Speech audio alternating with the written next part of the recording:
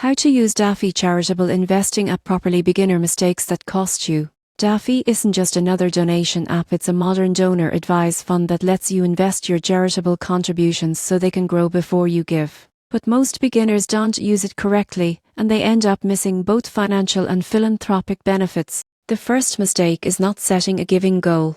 Daffy lets you choose how much you want to donate annually and helps automate contributions. Skipping this step often leads to inconsistent giving and lost tax advantages. Next, people forget that their donations are actually invested.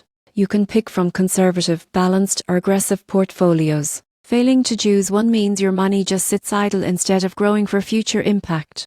Another mistake: not taking advantage of Daffy's tax features. Contributions are tax deductible immediately, even if you distribute the funds later. Many users forget to track this and miss out during tax season. Pro tip: use the auto contribute feature to build consistency.